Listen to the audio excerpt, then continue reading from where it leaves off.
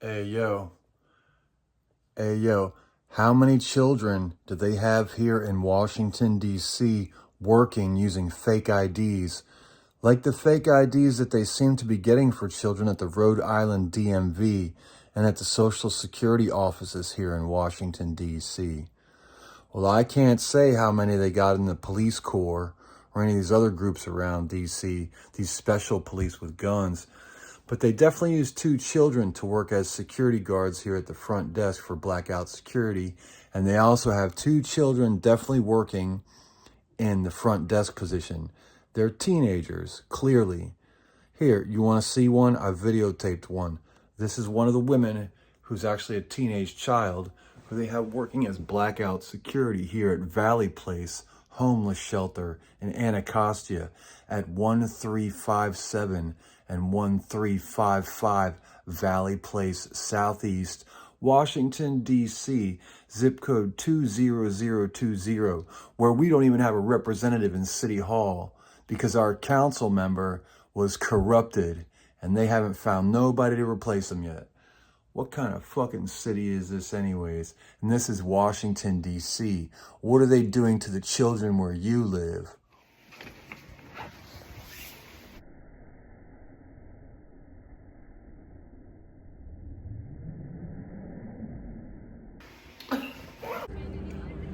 And so here on Capitol Hill, Washington, D.C., USA, this is where the people of Congress make the laws.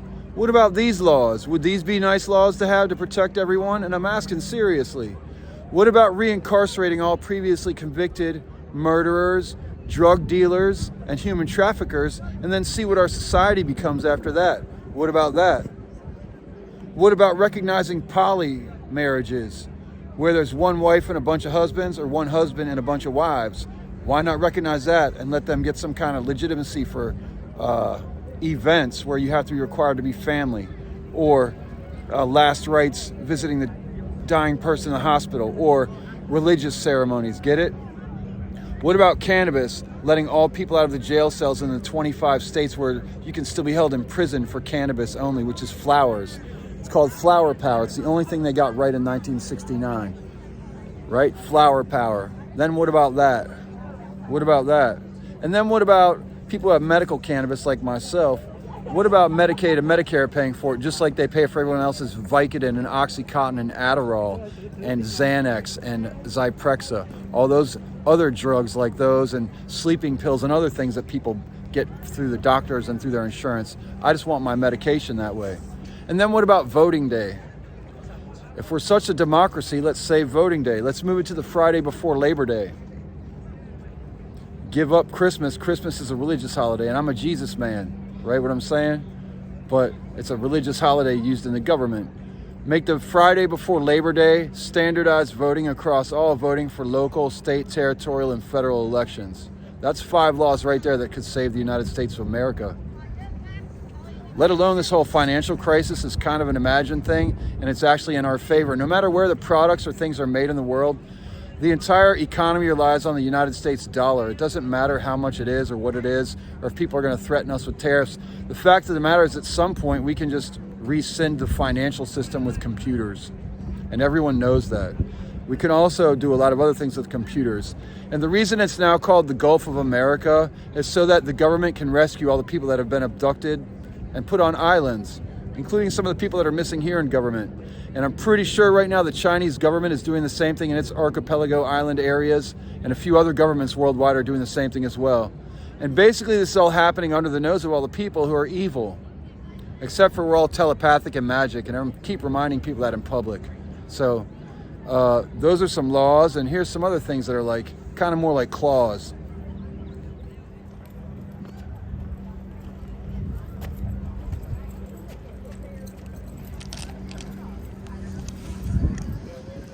How you doing today, sir? Good, how are you? Doing very well.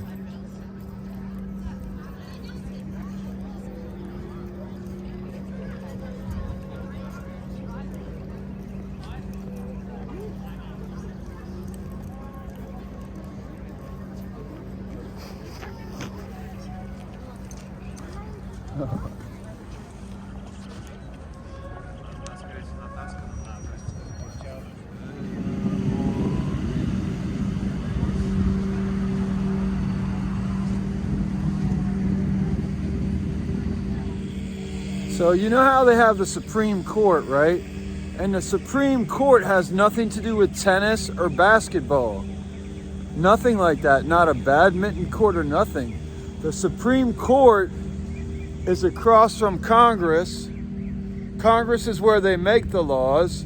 The White House is where the president lives and does news conferences and signs the laws. And then if there's a major problem with people challenging those laws, it can eventually be brought to the Supreme Court, which I would say, again, has nothing to do with any sports or anything. It has to do with legislation and how entire places where people live called nations or countries, this is where they decide those big issues. They also have places called libraries, like the Library of Congress, which you see behind me. And that's where they keep an eye on all the books, I guess. And then you have the Supreme Court, which is behind me and currently under construction. If you don't live in Washington, D.C., and you just watch the news, or you watch one sort of news but not all kinds of news, it's kind of like being told you can only believe in one religion or one name for God. Those or people who say don't read the Bible in more than one language, only read it in English. They're hiding things from you.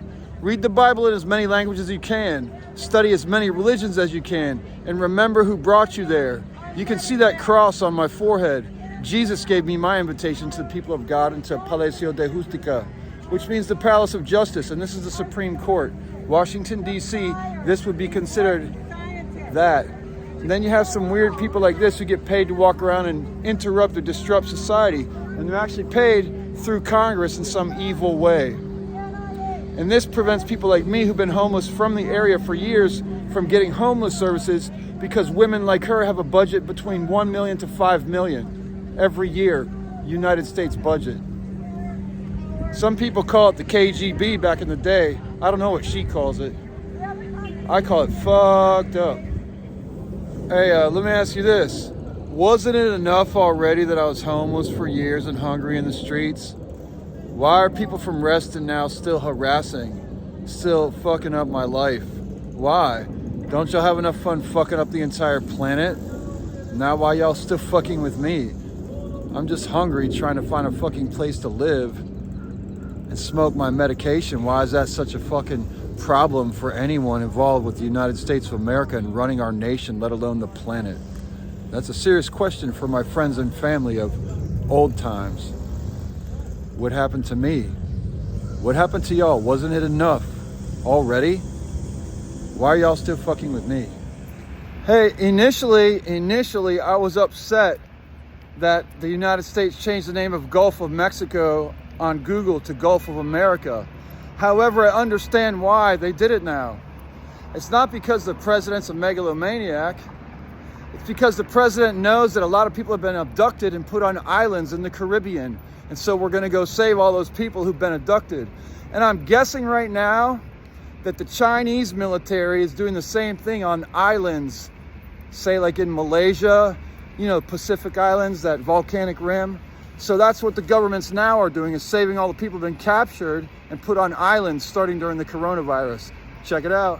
And the saddest thing about the whole thing is that they may have infiltrated the entire HBCU system, historically black colleges and universities, which was started in Texas at Wiley College.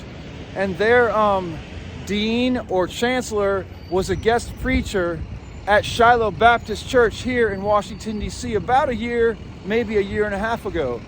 But how dare the sorors infiltrate the HBCUs to use it to their own gain and also to try and steal the black and gold? That's not cool.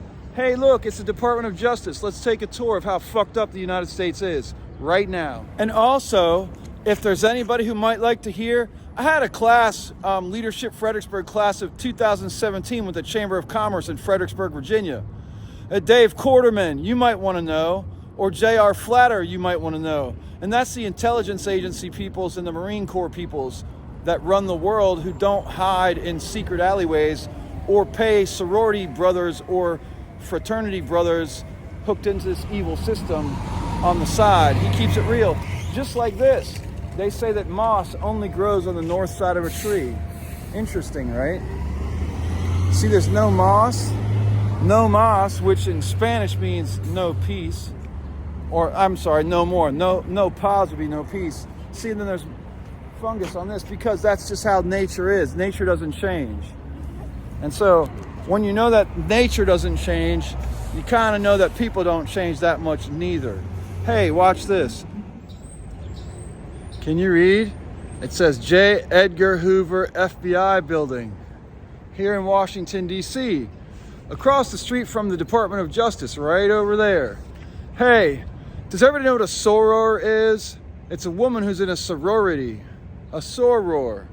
Do you know what George Soros is? He's a man who changed his name and created this story about George Soros, which also means eagle. It's also, I think it's called, I forget what it's called when you read it backwards and forwards. It's the same word, S-O-R-O-S, Soros.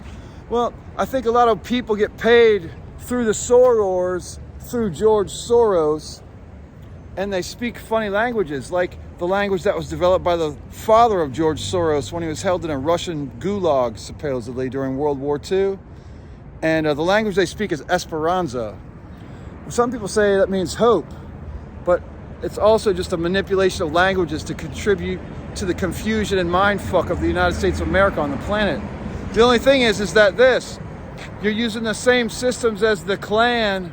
You're just hiding it behind your sorority structure. And I'll go a little bit further. AKAs, top of the sorority revolution. They're the ones in charge, handing out the money, starting the nonprofits, letting people in and out of prisons and dumbass shit, and abducting members of Congress and hiding them. So what do you think? Do you think AOC is holding Bernie Sanders, or do you think Bernie Sanders is holding AOC? Hey, don't ask me, ask the Department of Justice.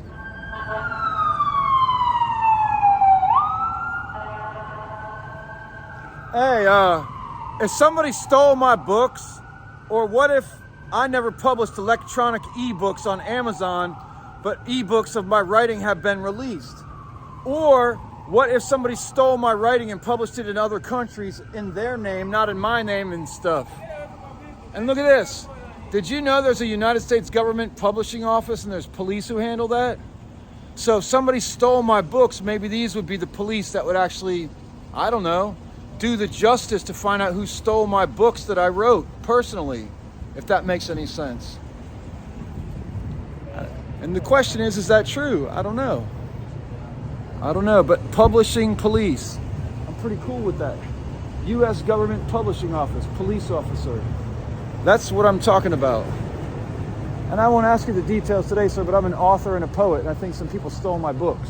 All right, sir. God bless you for doing what you do. You see, the police in Washington, D.C. are public servants, and they're not the KKK. Now, if you go down to Alabama, Louisiana, Mississippi, Georgia, South Carolina, Texas, you're probably going to still find a lot of the KKK in that shit. Los Angeles as well. Big cities like that. So the job of the people is to end their reign of fake justice and fake law in the United States of America. And my job is to stay alive and figure out who stole my art and did what with it. And not just writing and poetry and fiction. It's also visual arts, I believe, have been stolen from me and put on products in different places of the world. And they're making money off of it. And they know that I'm homeless and suffering. So what do? Well, I maintain until I get stable enough to contact some people of the law and see if they want to get involved. And then they get their percentage. If there's ever a crime committed, the lawyers get their piece as well. But that's only if it's true. And hey, I'm crazy. That's why I'm on disability. Dig it. It's true. Hey, so any of y'all up-and-comers who are interested in setting precedent for protecting, intellectual property or rights of an artist, well, gee, you might think they might be here at Georgetown Law Center, Georgetown University Law Center. Maybe it's some lawmakers who work on Capitol Hill, which is right over there. Maybe they'd want to do the work to heal our planet and to save the people who need to be saved rather than maintaining the evil people who don't need to be saved.